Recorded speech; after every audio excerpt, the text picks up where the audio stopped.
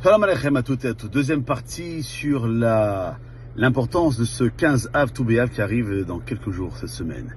On est dans des parachiotes en arrière, Pinchas Vatot et Massé, qui parle des filles de Sélophrad, ces filles qui avaient hérité de leur père alors que celui-ci n'avait pas eu de garçon, et elles n'avaient pas le droit d'épouser un homme issu d'une autre tribu que la leur, ceci pour éviter que la terre ne passe d'une tribu à une autre.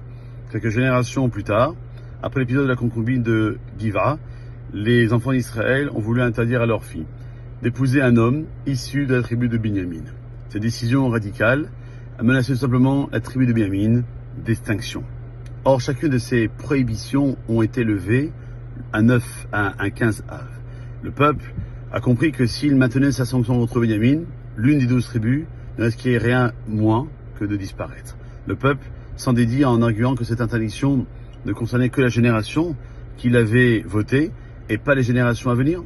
Pour leurs choix matrimoniaux, c'était idem pour les héritières qui étaient limitées à leur propre tribu. Cette limite a été appliquée par la génération contemporaine de Josué, Yoshua, celle qui a conquis et divisé la terre de Canaan, mais est tombée en désuétude pour les générations suivantes.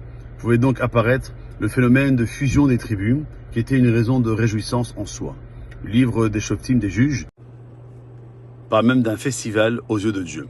Et l'Agmara va indiquer qu'au cours des générations, le jour du 15 Av était spécialement choisi pour fixer des fiançailles, symbole d'émergence de nouvelles familles juives.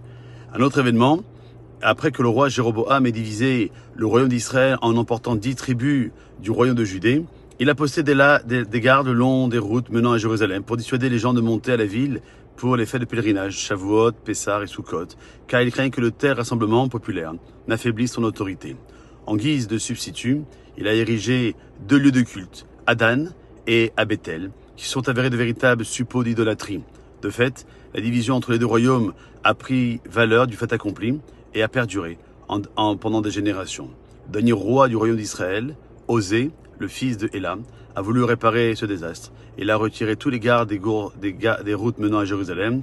Il a permis ainsi à nouveau au peuple d'effectuer ses nombreux pèlerinages. C'est produit aussi le 15 Av. La suite, merci Hachem. Demain, passez une bonne journée.